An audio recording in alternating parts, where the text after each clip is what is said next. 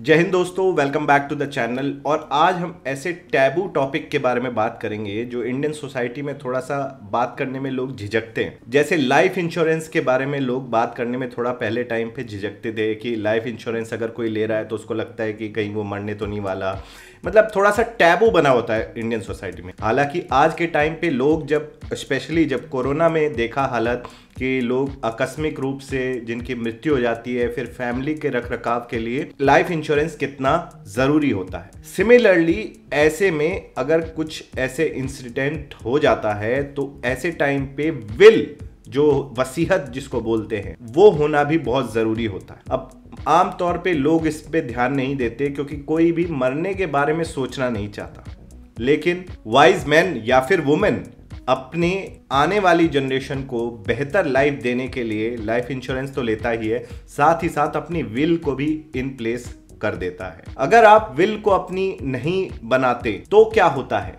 आज इस वीडियो में डिटेल में जानेंगे, बने रहिए एंड तक। और अगर आपको ये हमारा प्रयास अच्छा लग रहा है फाइनेंशियल नॉलेज बढ़ाने का, अवेयरनेस बढ़ाने का, तो आप हमारे चैनल को सब्सक्राइब भी कर सकते हैं। तो जैसे गीता में लिखा है कि आज जो तुम्हारा है वो कल किसी और का होगा, तो इनहेरिटेंस भी इसी तरह कुछ वर्क करती है कि अगर आपके पास कोई प्रॉपर्टी, बैंक बैलेंस वगैरह वगैरह जो भी आपके एसेट्स हैं, वो आने वाले समय में आपके जाने के बाद किसी और के, आपके लीनिएज में जो भी आते हैं, उनका हो जाएगा। अगर आप अपनी विल बना के नहीं जानते तो क्या होगा, आइए इसके बारे में जरा जान लेते हैं। तो हिंदू, जैन, बुद्धिस्ट और सिख पर्सन अगर बिना विल के मर जाता है, अगर उसकी मृत्यु हो जाती है, तो उनकी जो प्रॉपर्टी है जिसकी मृत्यु हुई है, उनको हिंदू सक्सेशन एक्ट के अंतर्गत डिवाइड किया जाता है। तो फर्स्ट इंस्टेंस में जो क्लास 1 एयर होंगे, जो क्लास 1 उनके आगे आने वाली लीनिएज में होंगे, जिनको क्लास 1 में क्लासिफाई किया गया है,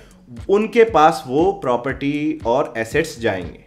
अब क्लास 1 एयर में आते कौन कौन है? सबसे पहले आते हैं आपके सन, डॉटर, विडो यानी कि जिनकी मृत्यु हुई है उनके स्पाउस हैं, मदर मरने वाले की, या फिर सन और daughter of pre deceased daughter, मतलब उनकी बेटी जो जिसकी मृत्यु हो चुकी है ऑलरेडी, उनके जो बच्चे हैं।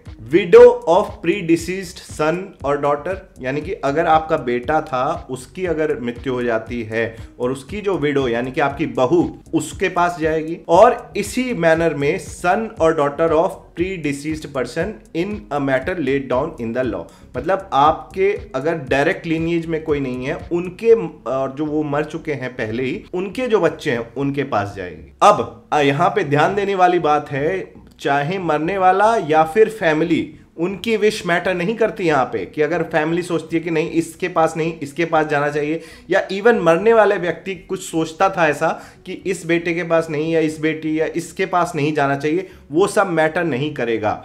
It will form part as per the law, जो हिंदू सक्सेशन एक्ट कहता है, इन एब्सेंस ऑफ विल। इसीलिए अगर आपको कुछ और इच्छा है, अगर आप किसी पर्टिकुलर पर्सन को ज़्यादा शेयर देना चाहते हैं अपनी प्रॉपर्टी में, तो आपको अपनी विल बना के रखनी पड़ेगी। और अगर आप नहीं बनाते तो ये हिंदू सक्सेशन एक्ट के लॉ के अकॉर्डिंग आपकी प्रॉपर्टी को डिस्ट्रीब्यूट किया जाएगा। अब कुछ सिचुएशन में ऐसा होगा जब क्लास 1 एयर भी नहीं है, यानी कि जितने रिश्तों के बारे में हमने बात करी उनमें से कोई मौजूद नहीं है, तो क्लास 2 एयर्स के पास फिर ये प्रॉपर्टी जाएगी।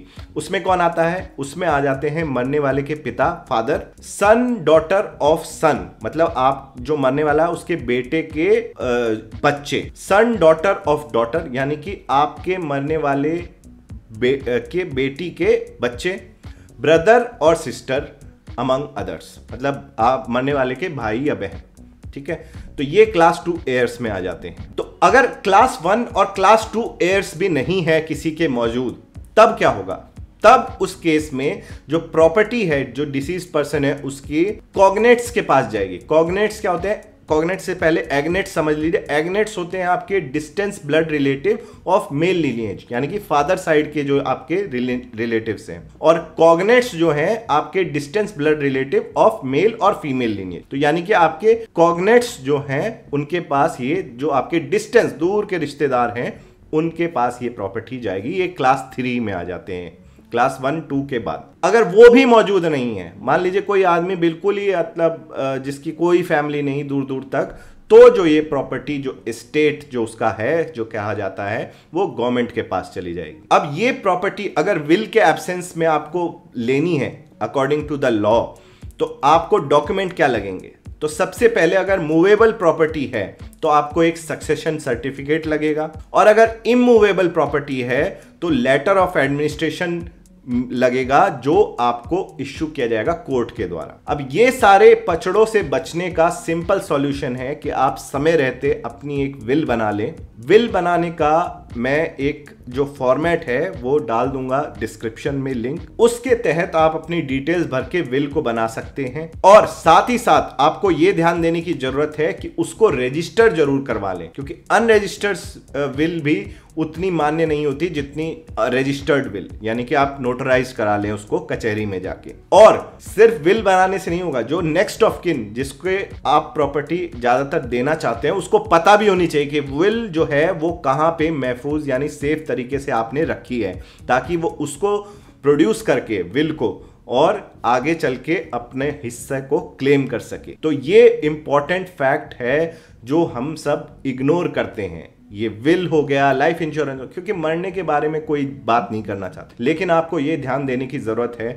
कि मरना तो सबको है एक ना एक दिन, लेकिन अगर आप तैयारी करके चलें तो एटलीस्ट आपके आने वाली जनरेशन, आपकी फैमिली जो आपके ऊपर डिपेंडेंट है, उनकी लाइफ कितनी आप इजी कर सकते हैं।